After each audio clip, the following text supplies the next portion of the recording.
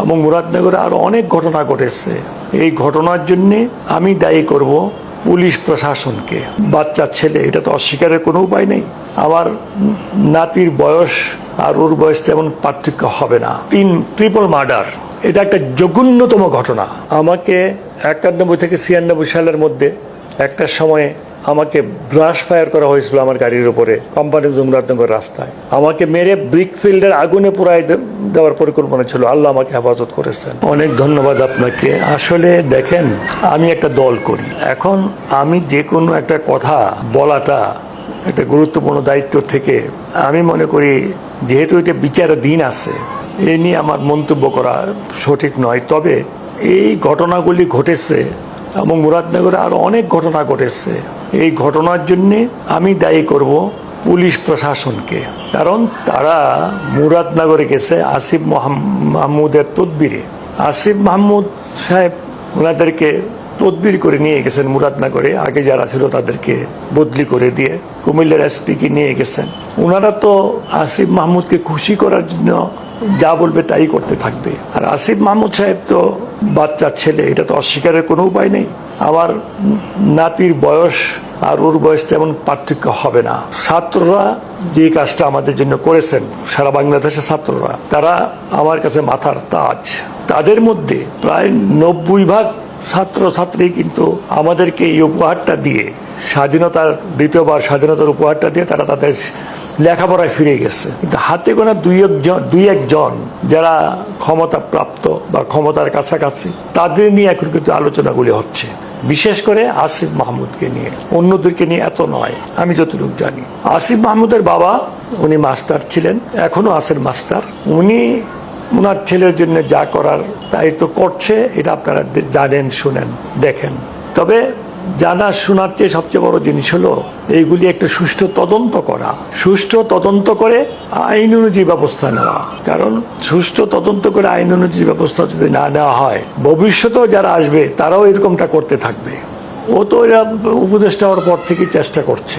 আর বিশেষ করে ও যদিও দলে জয়েন করে নাই, কিন্তু সে দলের হয়ে কাজ করছে। আর মুরাদনগরে তো আওয়ামী লীগ নিষিদ্ধ, আওয়ামী লীগের যে সমস্ত সন্ত্রাস দুষ্কৃতিকারী, যাদের কাজ হলো একটা দলে জয়েন করে আকাম কুকাম করে কিছু কামাই করা, তাদের কাছে দলটা বড় জিনিস নয়। এখন আওয়ামী লীগ যেহেতু নিষিদ্ধ হয়ে গেছে, এখন তারা কোথায় যাবে?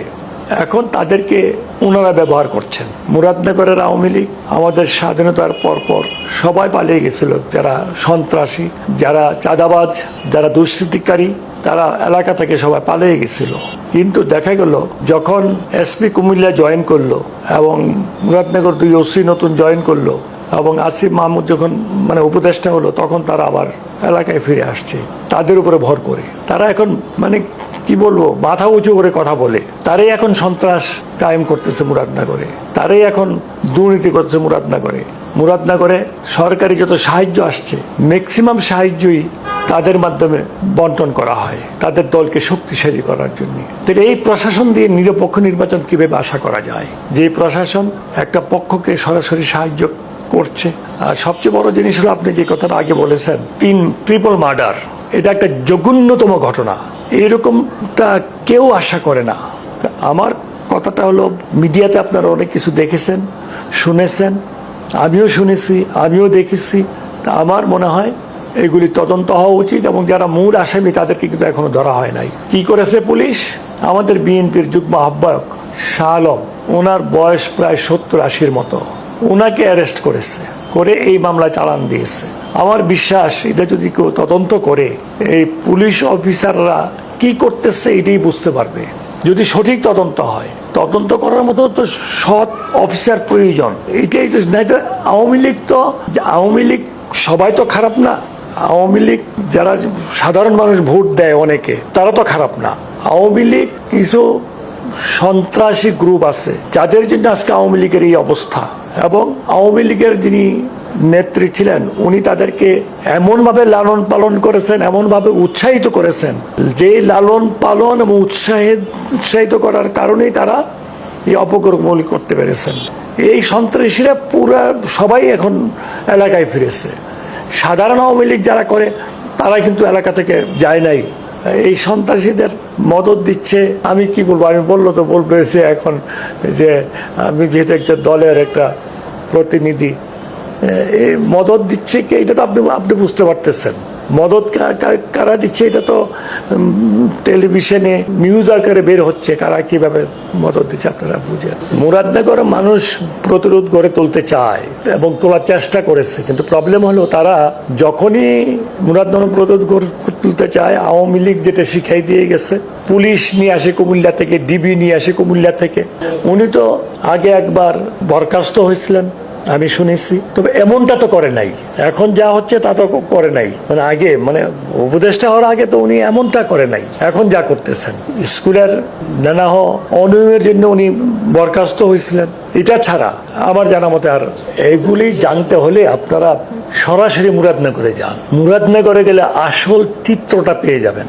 উনি তো এখন আমি দুই একটা কথা বলেছি, এটা নিয়ে দেখবেন আরেকটা উনি উল্টা বলবেন। তার চেয়ে বেটার হলো আপনার এলাকায় যান, গোপনে তদন্ত করেন, তদন্ত করে আসল জিনিসগুলি বের করে নিয়ে আসতে পারবেন। এইরকম অবস্থা মানে আওয়ামী লীগের সময় হয়েছে, কিন্তু এমনটা যে অবস্থা মুরাদনগরে, এমনটা আওয়ামী লীগের সময় হয় নাই।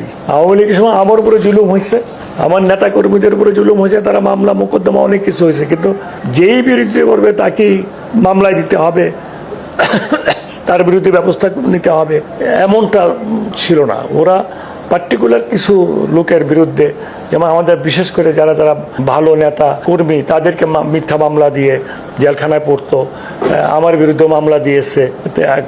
এখন কিন্তু এখন তো হলো কি যে যেই হোক তার বিরুদ্ধে মামলা। যেমন আমাদের সভাপতির বিরুদ্ধে মামলা হয়েছে, একটা মিথ্যা মামলা হয়েছে, মিথ্যা মামলা।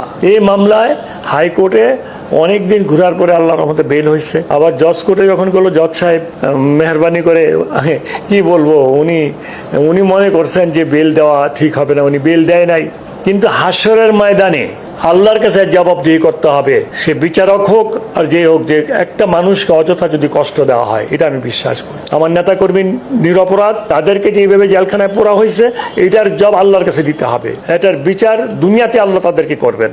বিনা বাতাসে ঢেউ ওঠে না, এটা কথার কথা। জনগণের যে কথা, এটাই সত্য হয়। তো আমি তো আপনাকে বললাম, আপনি এলাকায় যে একটু দেখেন, দেখলে সব জানতে পারবেন। কারণ আমার পক্ষে অনেক কিছুই সত্য ঘটনাগুলো বলা আমার পক্ষে একটু অসুবিধা। কারণ আমাকে 91 থেকে 96 সালের মধ্যে একটা সময়ে আমাকে ব্রাশ ফায়ার করা হয়েছিল আমার গাড়ির উপরে, কোম্পানি মুরাদনগর রাস্তায়। আমাকে মেরে ব্রিকফিল্ডের আগুনে পুরাই দেওয়ার পরিকল্পনা ছিল, আল্লাহ আমাকে হেফাজত করেছেন।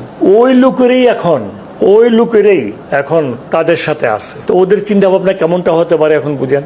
তাদেরকে বেছে বেছে তাদেরকে নেওয়া হয়েছে এখন ওই দলে, আমাকে প্রতিহত করার জন্য, আমাকে স্তব্ধ করে দেওয়ার জন্য। কিন্তু পারবে না তো আল্লাহর রহমতে। যে আল্লাহ আমাকে এইভাবে বাংলাদেশে নিয়ে আসছেন, মামলা থেকে মুক্ত করেছেন, হাসিনাকে বিদায়ের ব্যবস্থা করে দিয়েছেন, আমার আল্লাহ আমার জন্য যথেষ্ট।